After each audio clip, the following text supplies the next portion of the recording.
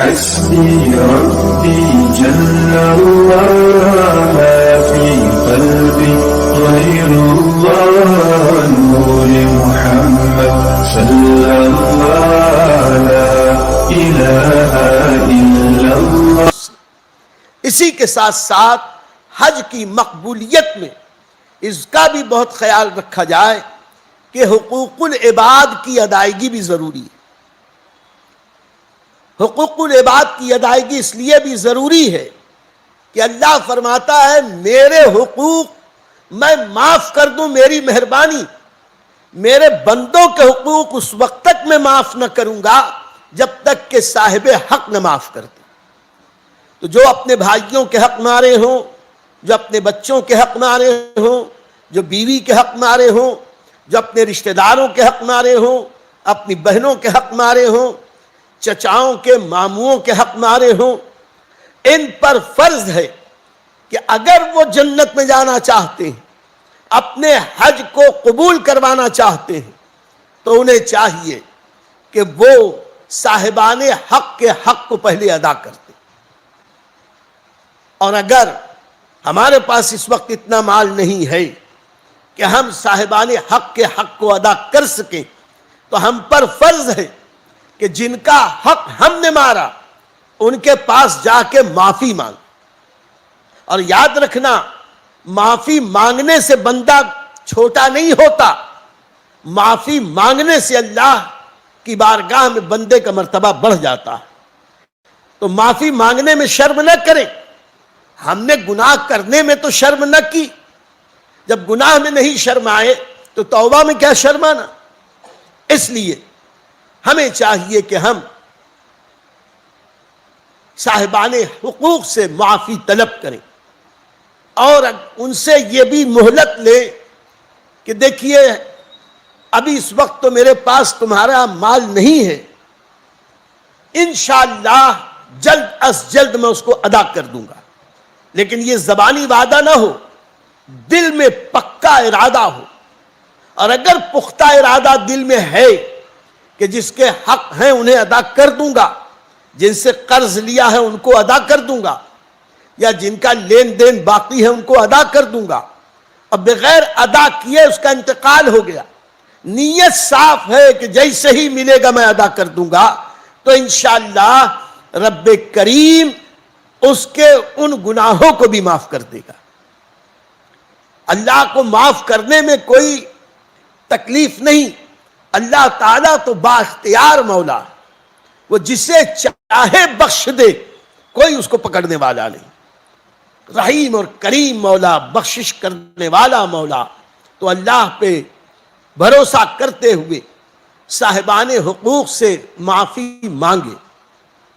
یہاں پر علماء نے ایک بات اور بھی فرمائی، ہمارا کام معافی مانگنا ہے، اور ایک مسلمان جب دوسرے مسلمان سے معافی مانگے تو انہیں چاہیے کہ ایک آدمی عذر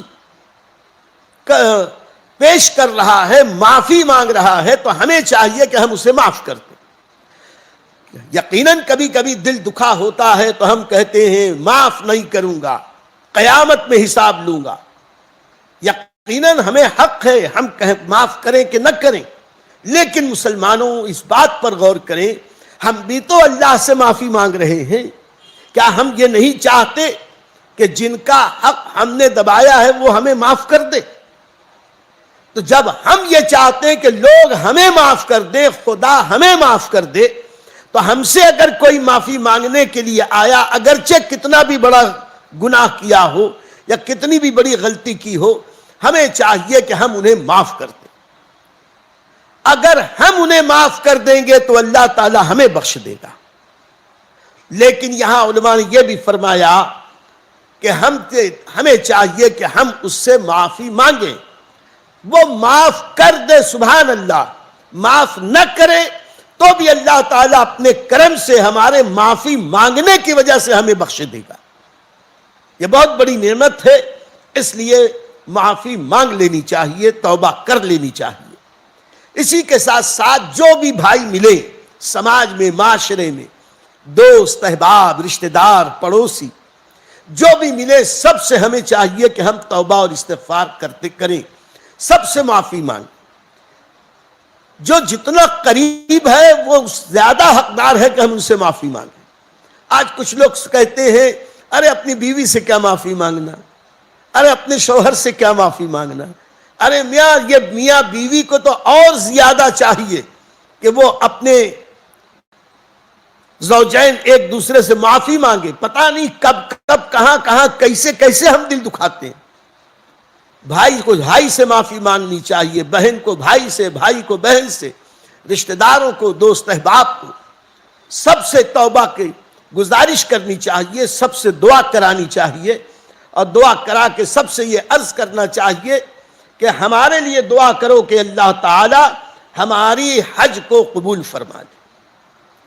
میرے دوستو، کچھ لوگوں کے ذہن میں یہ بات بھی ہوگی ارے دوسروں سے دعا کرانے کی کیا ضرورت، ہم تو مکے جا رہے ہیں، غلاف کعبہ پکڑ کے دعا کر لیں گے، ہم تو روضہ رسول پہ دعا کریں گے۔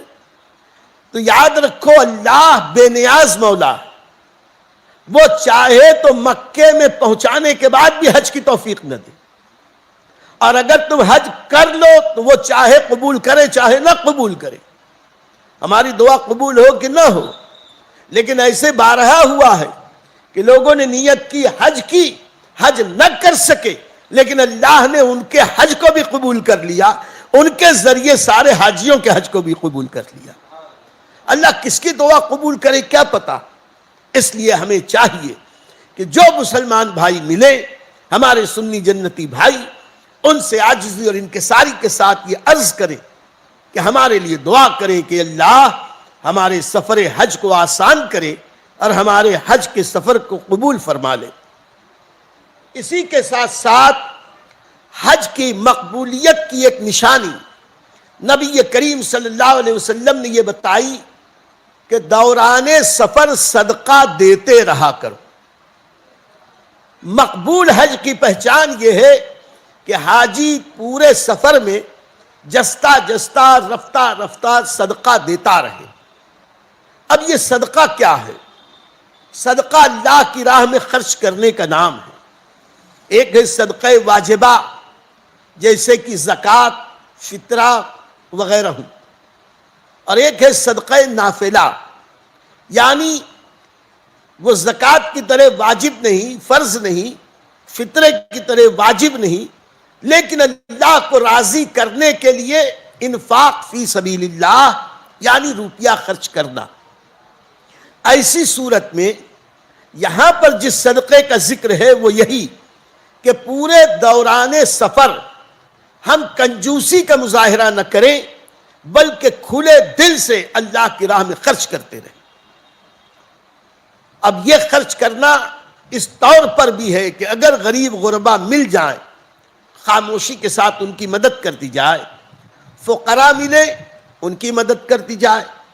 ہم گھر سے سفر کے لیے نکلنے والے ہیں، ہم سے ملنے کے لیے جو لوگ آئے، ممکن ہے ملنے کے لیے جو لوگ آئے ہیں ان میں کچھ غریب ہوں، کچھ پریشان حال ہوں، ان کی خدمت میں چپکے سے عزت ان کی ڈھانپتے ہوئے دے دی جائے تو یہ بھی صدقہ ہے۔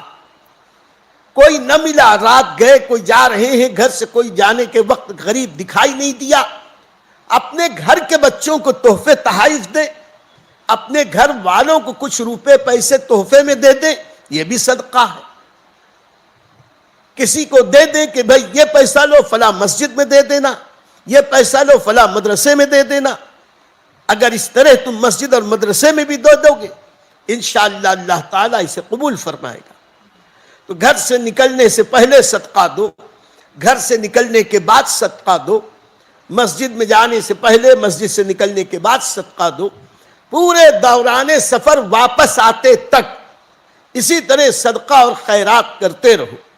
حرمین طیبین میں جو بیچارے گداگر بھیک مانگتے ہیں، وہ کون ہے کیا ہے ہمیں اس سے غرض نہیں، وہ بحیثیت سائل سوالی آئے ہیں، اللہ ہمیں توفیق دے تو ہم ان کی بھی کچھ مدد کرتے رہیں۔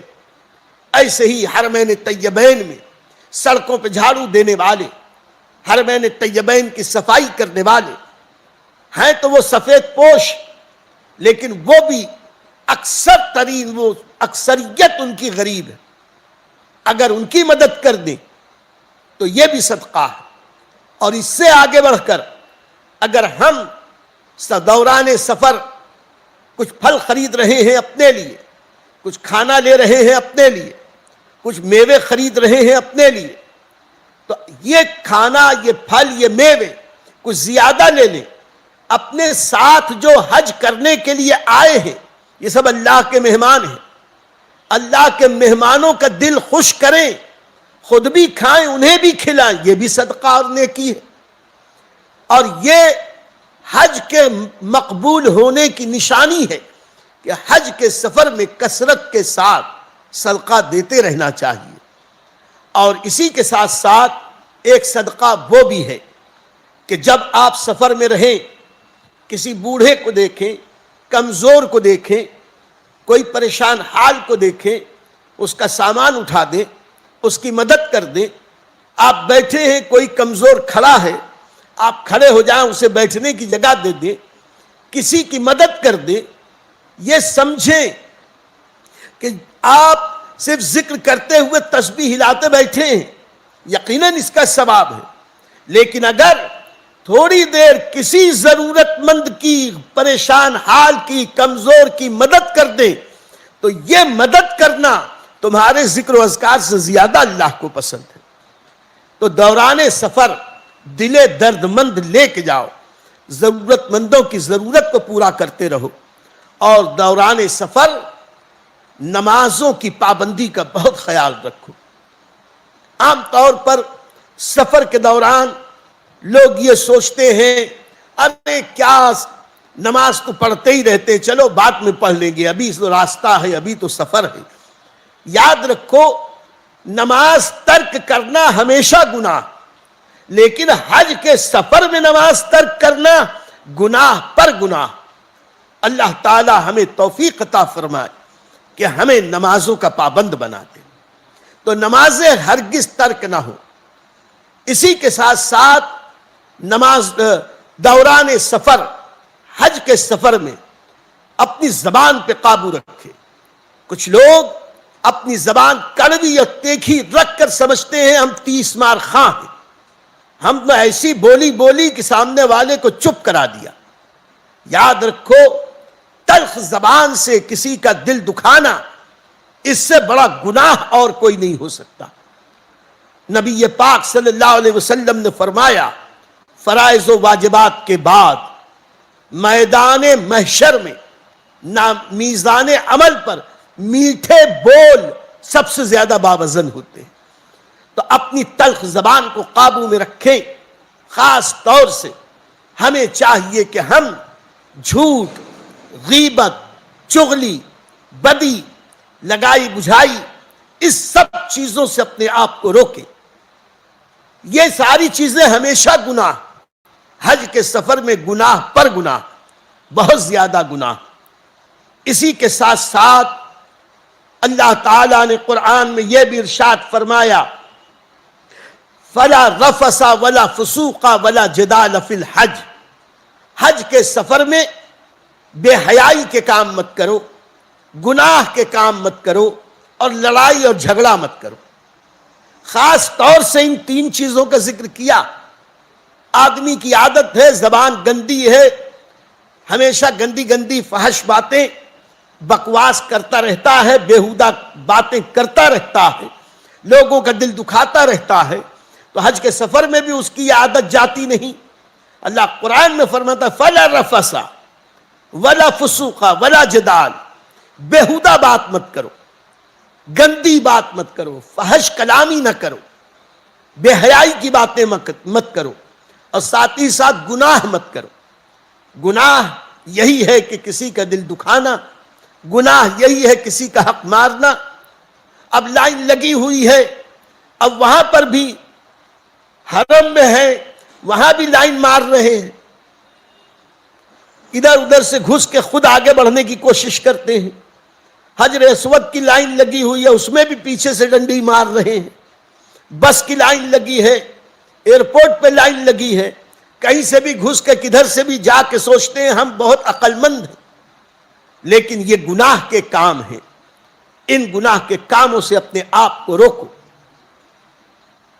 حج صرف اس کا نام نہیں ہے کہ احرام باندھ لیا، جا کے طواف کر لیا، صفا مروہ کی سعی کر لی اور سر مڈا دیا تو عمرہ ہو گیا۔ حج کے معنی ہے اپنے آپ کو گناہوں سے روکنا۔ اسی کے ساتھ ساتھ فرمایا گیا وَلَا جِدَالَ فِي الْحَجِّ، حج کے سفر میں لڑائی جھگڑے سے اپنے آپ کو روکو۔ یوں تو انسانی مشاہدہ ہے، سفر میں بالعموم جھگڑے ہوتے رہتے ہیں، سفر میں دکھ، تکلیف، پریشانی، الجھن، چڑچڑاپن عام طور پہ ہوتا ہے، تو خلاف مزاج بات میں لڑائی جھگڑا ہو ہی جاتا ہے۔ کبھی یہ ہوتا ہے کہ آ بیل مجھے مار، کبھی یہ ہوتا ہے کہ لے بیل مجھے مار، زبردستی بات بے بات جھگڑا ہوتا ہے۔ لیکن یاد رکھو حج کے سفر میں بطور امتحان بہت زیادہ اپنے آپ کو کنٹرول رکھو، اس لیے کہ بطور امتحان اللہ کی طرف سے حالات ایسے پیدا ہوتے ہیں کہ جھگڑا ہو ہی جاتا ہے، بہت جھگڑا۔ میں ایک دلچسپ بات بتاؤں، ہمارے ہی شہر کے ایک انجینئر صاحب تھے، ان کے بارے میں پتا چلا کہ ان کی بیگم کے ساتھ بڑی نبھتی تھی، ان میاں بیوی میں کبھی جھگڑا نہیں ہوا۔ لوگ مثالیں دیتے تھے کہ زوجین ہو تو ایسے، جوڑا ہو تو ایسے۔ اب 50 سال ہو گئے شادی کو، لیکن کبھی جھگڑا ہی نہیں ہوا۔ اللہ کا کرم ہوا، حج کے لیے گئے تو یہ جو حاجی صاحب تھے، انہوں نے اپنی بیگم کو ایک موٹی رقم دی اور کہا کہ دیکھو ہم یہاں حج کے لیے آئے ہیں، عبادت کے لیے آئے ہیں، کیا خریدی کرنا ہے یہ پیسہ ہے، تم اپنے ساتھیوں کے ساتھ جا کے خریدی کر لینا، مجھے تکلیف مت دینا کہ یہ دلاؤ وہ دلاؤ وہ دلاؤ، میں حج کے لیے عبادت کے لیے آیا ہوں، بازار وزار کرانے نہیں آیا۔ بیگم صاحبہ بھی عقل مند تھی، خاموشی سے لے کے رکھ لیا اور کہا بھی نہیں۔ لیکن حج کے کچھ دنوں کے بعد ایک دن حاجی صاحب جب آئے ہوٹل میں تو دیکھا کہ حجن کا منہ پھولا ہے، وہ آ کے انہوں نے سلام کیا تو منہ پھیر لی، وہ ادھر سے آئے تو ادھر منہ پھیر لیا۔ وہ ارے کیا ہوا کیا ہوا کہہ رہے ہیں، لیکن حجن ہے کہ ان کا مزاج ہی نہیں ملتا۔ اب اسی پہ غصہ آ گیا حاجی صاحب اور سخت لہجے میں کہا کہ آخر ایسا کیوں کر رہی، کیا ہو گیا، کیا غلطی ہو گئی؟ تو دیکھیے غلطی کیا ہوا یہ تھا کہ انہوں نے شروع میں پیسہ دیا تھا کہ مجھ کو مارکیٹ لے کے مت جانا، مجھ کو خریدی کے لیے مت بولنا، میں عبادت کے لیے آیا ہوں، عبادت کروں گا۔